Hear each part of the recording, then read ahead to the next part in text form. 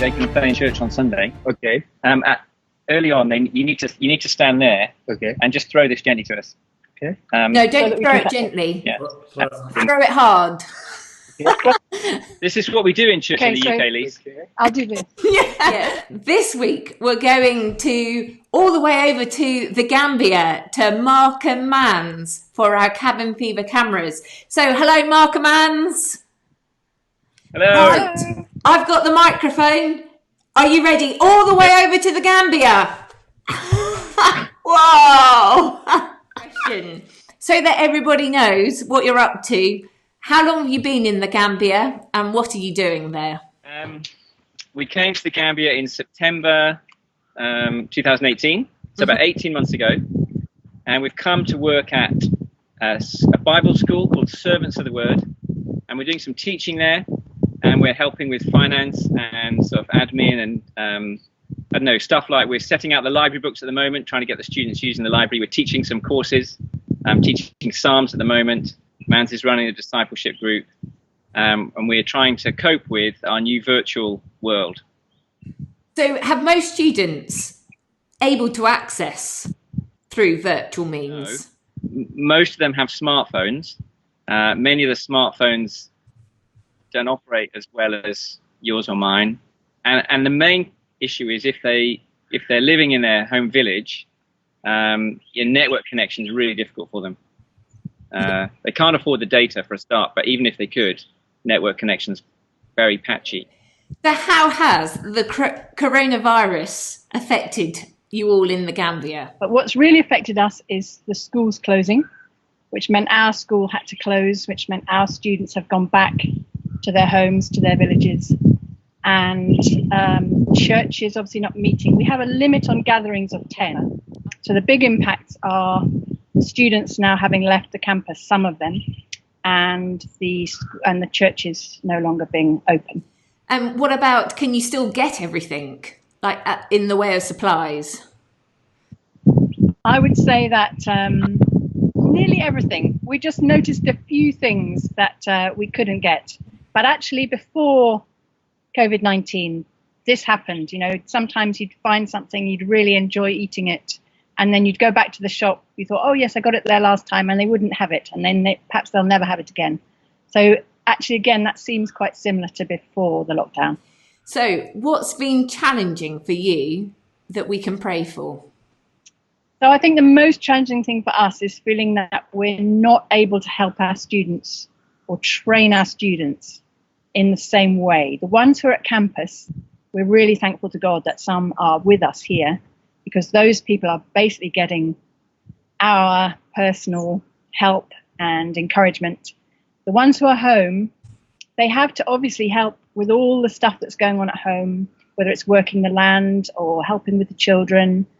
So they're much less engaged. Mm-hmm. We've talked about technology problems, but our sort of sense of frustration is that we're not able to give them the same training. And so because it's just a one-year course, that July is the end of their year with us. And so our challenge or our frustration is that we're not able to sort of impart this training to them. And we don't know if schools will reopen. We'd love it if they were able to reopen. We could gather everyone together again. Mm-hmm. But I guess, yes, that is our biggest challenge, I think.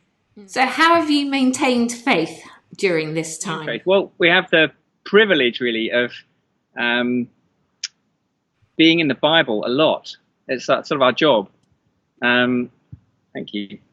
That's really...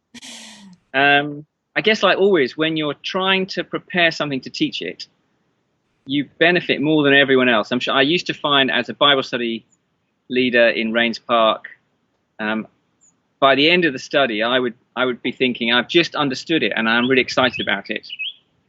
What hope has the rest of the group got if I've only just understood it, having spent a whole week on it?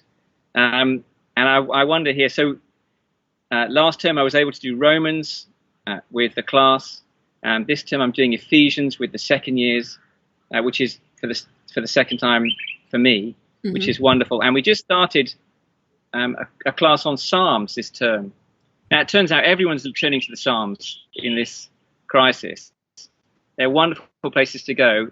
It's really good timing that we had that planned. And my challenge for that was, how am I going to help the students not in their first language, maybe their third or fourth language? How are they going to grasp the beauty and the wonder of the Psalms? How are we going to not just teach them the structure of the 5 books, but how we're going to teach it so it really affects their hearts? And I'm not sure how we're doing on that, but it's certainly affecting my heart, and it's just been a real encouragement. Another thing, we had a day of prayer and fasting yesterday, the whole school, so all the students who are with us and all the staff who are here. We had a day of prayer and fasting, and that was actually very encouraging, particularly as we prayed specifically about what to do about our other campus, our campus in town next year. We really felt that God came to us almost and answered our prayers. We had a real sense together, as the staff anyway, of what we should do. So that was a great encouragement to our faith as well, a real sort of sense of God with us. So when are you planning to return to the UK? We've got tickets booked on July the 29th. July the 29th. We booked them ages ago. Who knows? When... There are no flights right now departing to the UK. So we are at the mercy of COVID-19 in that sense.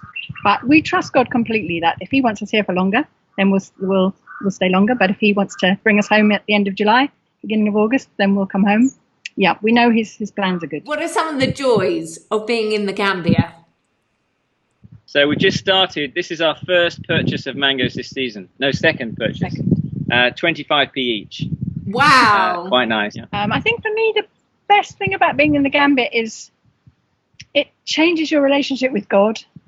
You really have to depend on him, because you're out of your comfort zone and you're out of your norm and you're out of your own culture. And this absolutely throws you on God. And that really it's actually a blessing. It's challenging, but at the same time, when you look back and you reflect on the way now you turn to God in all sorts of situations, whereas before you might have felt you had it all under control and you wouldn't perhaps involve God. I think that has been a very clear, for both of us, a very clear difference and blessing about being in the Gambia. I'm much more shallow, so I was going to say, when we do our daily exercise, running through the bush, just with the dirt roads and the bush undamaged bush everywhere, and there's up to about 84 different varieties of birds that we've seen. Oh wow! Sort of most around the compound. Yeah, the creation, being aware of the beauty of God's creation, and particularly here in the Gambia, the birds. Wow, there are some beautiful species very commonly seen in your compound or in the streets as you walk around. Yeah, it's a real joy to enjoy more and more of God's creation that we don't see in the UK. But sometimes driving through a busy town with all the markets and the people bustling around, and we were driving behind a minibus taxi at the weekend with 3 goats tied on the roof rack, and they were constantly shuffling around to get comfortable, and we're just waiting for one to land on the bonnet, but it didn't. Those sort of moments, sometimes I just have those moments where I think this is just a brilliant place to be. There's so much life going on, all visible, and you're sort of weaving your way through it. So those sort of things are lovely. So can you give us a guided tour of your house? We can try. Okay, so come with us. We're going inside. So these are this is the outside. That's just outside our front door. And if you can see the plot of land here, we're just beginning to put beans and cucumber, moringa, orange and lemon trees just there. Wow. The big blue thing is our water tank. Yeah. We have we pump water into the water tank. It warms up all day. So by the afternoon, we have a lovely shower. Nice. Here's our main room. Man, do you want to go in the middle of it? Where did you get all your your furniture? So our house is round. Go on. Good. Yeah, you might need to come closer. The house is a circle. This living, kitchen, dining area is a semicircle. Yeah. That's really nice. Let's see your cooking facilities. What they would call, a sort of camping gas cooking facility. Have you got a toaster there? 2 rings here. Yes. Yeah. I bought Mans a toaster for Christmas, and obviously in the UK that would be the worst present ever. And I was absolutely delighted. Best present ever. There's local bread called tapalapa, and we've discovered that 1 day old tapalapa makes lovely toast. Oh, wow. This is the fridge. The fridge is a bit curious. We switch it off every night, otherwise everything freezes. But that also doubles as saving electricity, obviously. Do you get many power cuts? Do you want to see? This is our 1/4 of our house is our bedroom. Yeah. You can see. Can you see that? Okay. Yeah, we can. The whole church is singing this.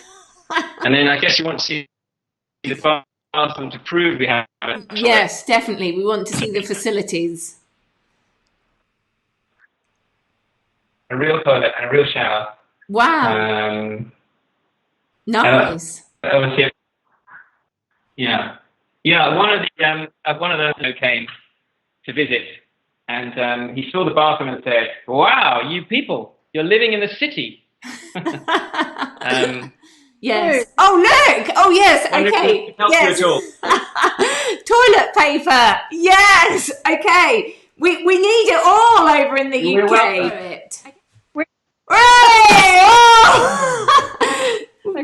But we only seem to have got 2 sheets. Someone's intercepted and taken all our toilet paper. Well, it's been lovely chatting to you, Mark and Mans. So we will be praying for you guys. Right. Bye-bye for now. Thank you. Thanks, Grace Church. Grace Church, we thank you so much for your prayers. We really appreciate them. We don't know what we'd do without them. And when we know God is answering them. So thank you so much for all your prayers and support.